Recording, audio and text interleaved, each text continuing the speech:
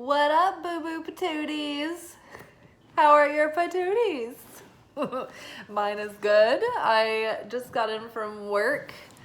What's today? Monday! Yay! So actually, I'm starting my weekend. I've got the next 3 days off. Yay! And it was like fall-y today. We had like nice cool weather. It was in the 70s. There was a breeze.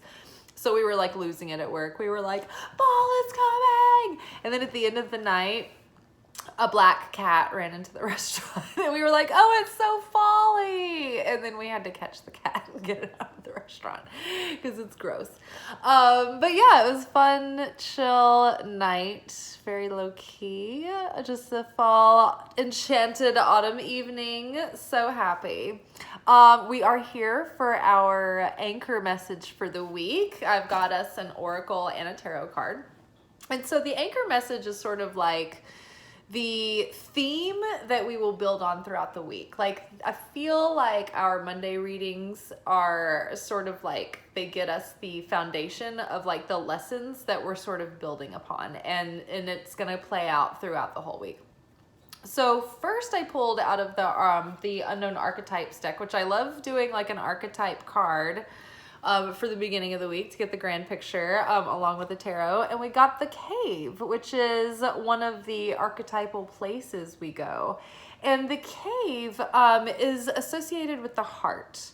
I think that we're being invited this week on the heels of this Pisces moon and this waning period to evaluate and reflect on, you know, what we're ready to release, what we're ready to let go of, what we're ready to heal, you know, what we're ready to sort of face and bring into the illumination and do something about, you know. And so we're tuning into the heart and we're getting really still, and we are listening for that subdued voice from the heart to guide us to what is our next step. And so this is an initiation period, and we also got the Empress to pair with this. And so I feel like this moment in time, like the Empress is she is the embodiment of a balanced divine masculine and feminine character in the tarot deck. She sits in her feminine. She has, you know, divine inspiration. She checks in with her intuition. She knows how to nurture and care for herself and love herself. But she also knows how to take action and be assertive and follow through and persevere. And she has those dynamic masculine qualities as well. And she knows how to balance those and do the dance. And so because of that, the Empress has been able to, you know, create stability and comfort and beauty for herself, and a luxurious environment that is inspirational and nurturing to her and to those around her, right? She is abundant, she is overflowing, she is fertile, she is creative. So the Empress talks about being literally pregnant sometimes, but also fertile with ideas, pregnant with a project, things that are going to that are growing in a healthy way, that are coming along really well, and they're going to be successful and very fruitful. I mean, you can see that the Empress is always like surrounded by like wheat, you know, to like allude to like an abundant harvest. She's always surrounded by, you know, foliage and flowers and growth and richness, and she's always got a heart with the Venus symbol near her. Just to show that she is ruled by Venus, associated with Venus. And so Venus rules over love and money. Those are both connected. And so as the Empress learns to love herself more and to value herself more, and is building her self-worth in the spiritual sense, her material world expands and becomes more abundant and more prosperous as well. And so she not only attracts high value love that she deserves, that's equal to her, but she also attracts good opportunities and is able to generate money, and she is able to grow that money instead of just spending it or hoarding it or saving it. She can do something with it, right?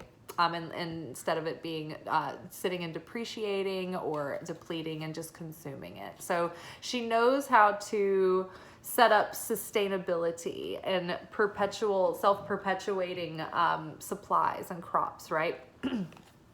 So the most productive thing that we can do this week to get into this alignment with the Empress, ruling not just like an emperor and an empress, they don't have just one kingdom, they have many kingdoms, they have a realm, right?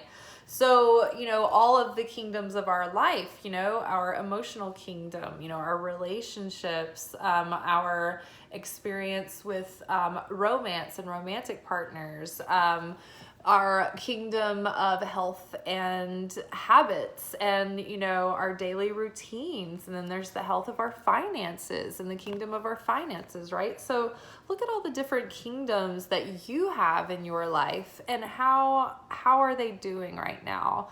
Are there things that need to change? Are you feeling like you are thriving in your kingdom, or are there things that are weighing you down and you don't need anymore and you want to let go of? Or are there things that you haven't been doing, or that you want to incorporate, or that you want to create in your life that you haven't yet and that you're ready to?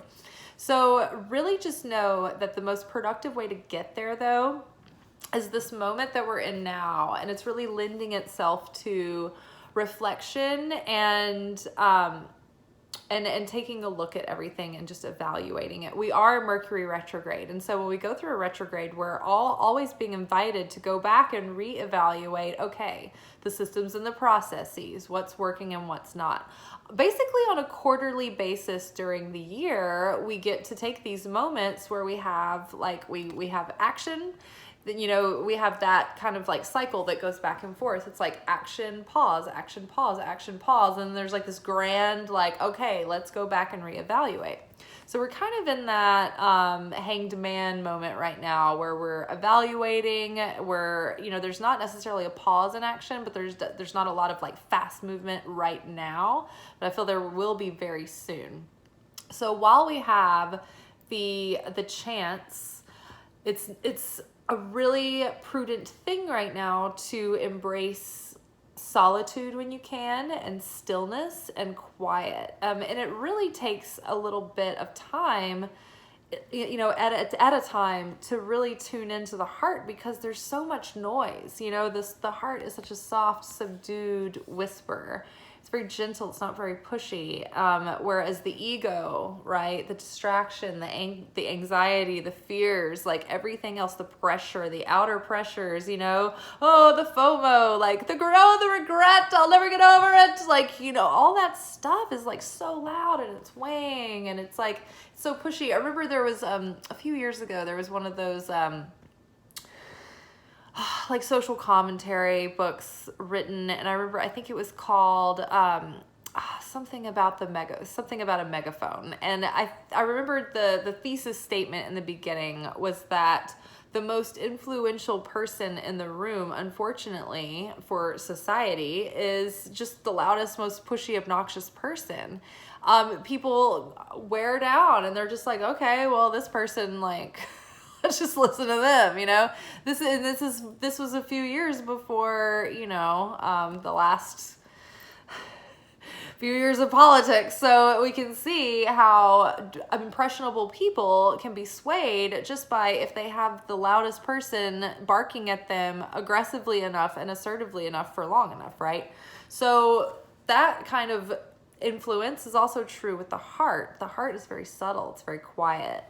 So we have to have the patience and the discipline to allow ourselves to be alone in our own company.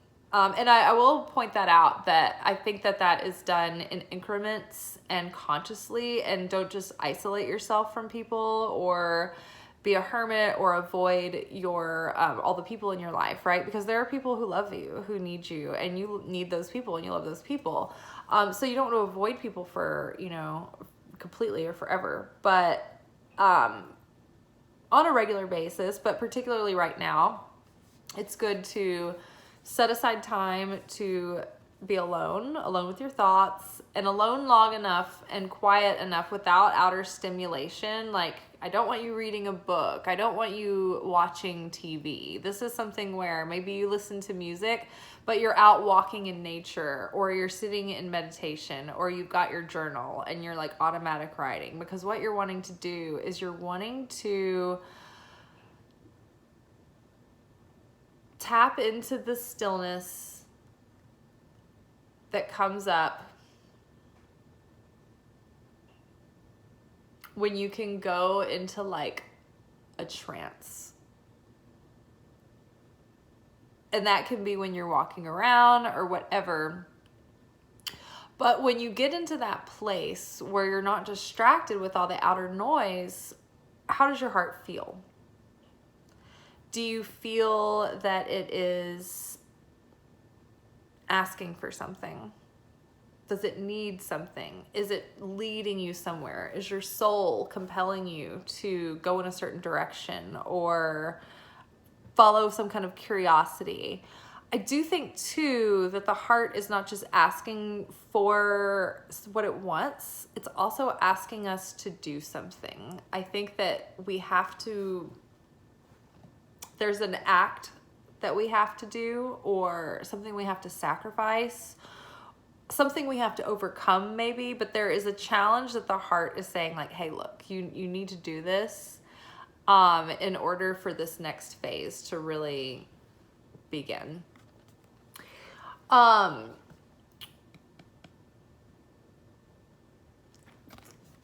This card, the tuning into that heart, and paired with the Empress, it's like I feel like this energy is like the hero's journey colliding with the heroine's journey.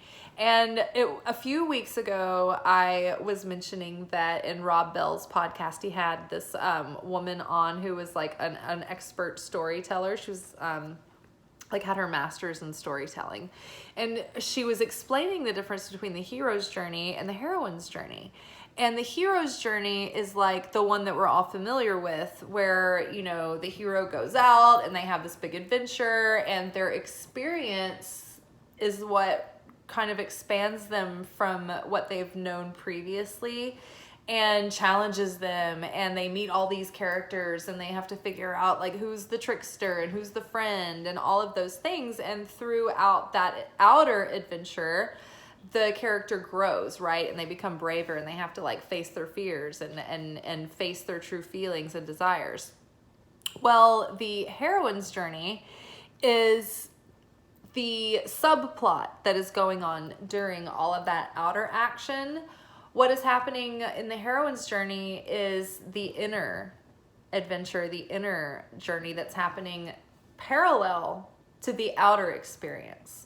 The inner journey is the one of the heart, where we discover ourselves, where we learn how to hear the voice of our soul and our heart, and learn how to distinguish that from our ego, right? This is the journey that we take to discover the shadow parts of ourselves that we want to keep the most hidden, right? That we don't want to face. This is the journey where, you know, we take the parts of us that we think are weaknesses and we embrace them, right? And we explore them and we grow them, and then we use them as treasures and, you know, talents, right? We flip them on their heads. We discover our talents, and we refine those, and we refine our craft. So the the internal journey is, it's also about the soul correction, like all of those soul assignments that we have in this life, you know, about all the stuff we do with our families, those interdynamics that we work on, the forgiving work, the healing work, all of those things. That's the heroine's journey. So what I'm feeling like right now is that those two parallel plots, the subplot and the main plot, are actually like, they're starting to intersect, right? And so I think that they're starting to match in frequency, finally. And what's been happening is that the universe has had to catch up, because what we're living out now is a result of the vibrational order, like with the universe, like we placed an order vibrationally in the past, and the universe, time and space and material, it takes a while to catch up with the vibrational reality that you painted the picture of, right? With your energy, your thoughts, and all of that stuff. So thoughts and feelings and energy and everything create what is becoming in our outer world. So anything that we're experiencing now is really a result of something that was put into motion in the past. And so now, right now that we have more awareness and we're starting to feel different, and we're starting to realize that we're like, oh, we're choosing things differently now, and we're seeing things differently, and we're reacting to things differently. So it's like, okay, now is when we are actually like making a new life for ourselves, because our vibration is different, our feelings are different, our thoughts about things are different, right? So we're taking different actions. So we're planting seeds, and we've been planting seeds, and we're cultivating those seeds that are going to start showing in our life soon. And we've actually been sort of seeing it in small ways, flashes of it here and there, glimpses, little sprouts. But I at the beginning, so yesterday for our Oracle energy forecast for the week, it was all about growth, like big growth spurts, suddenly and fast after having had all of this spiritual rain, so to speak. Now the sun's coming out, and all of the combination of elements is coming together, and we're looking at a growth spurt. So I think that this is very positive, this is very exciting, but if I were you, it would behoove you to really listen to your heart, because we're sort of in a fork in the road, and as we're moving into this new chapter, you don't want to carry regrets with you. You want to make sure that you've acted in integrity, and you've acted in alignment with your heart. And like, right now you have the chance to be the most authentic version of yourself you've ever been, to go after what you truly like value and care about and desire, right? And this is your chance to do that, but you don't want to rush it, and you don't want to get impatient just to fill a void and, grab at whatever's convenient. You want to take your time. So tune into the heart. I'm going to actually read The Cave. And then also I have in the video description below, I did like a written blog for Instagram today, and there's some different points that I made under there. So you may want to just like take a gander at the description box below. Okay, so the cave. The dark, the portal. Oh yes, and this whole thing, this time and this space right now, like the cave is like a symbol for the heart space, or like the cave inside of our heart. It's like the inner temple within our heart. It's like an open portal, but right now it's like this initiation period, and energetically speaking, we are in this window of time where we can do a lot with, the efforts that we're making. Okay, so the dark, the portal, the interior. Those who are fortunate enough to find and enter the cave are forever changed. It is a place of potent power, acting both as a portal to another realm and a space for sacred ritual and initiation. The cave is a place to return for meaningful retreat, where one can see the true self in the darkness. In esoteric teachings, the cave is known to reside in the center of the heart. Within its walls, the whispers of compassion and self-understanding can be heard. Yet because of its mystery and power, many of us fear the cave and never try to find it. We busy ourselves in the bright lights of the city, while the cavernous and dimly lit chamber calls out to us in the night. Where is your cave? You already know. Return to it and tend to the fire. I like the other little notes that she always has on here.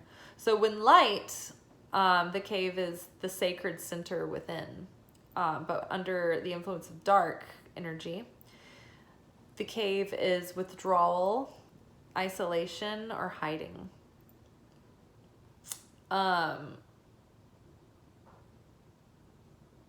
And then go deeper. There's some references to like look up if you're interested. Lascaux, Lascaux, Lascaux. I don't know if you can read this if I... Can you see that little word? It's not in focus. I don't know. I can't pronounce it. Or I don't know if I am pronouncing it right. Lascaux.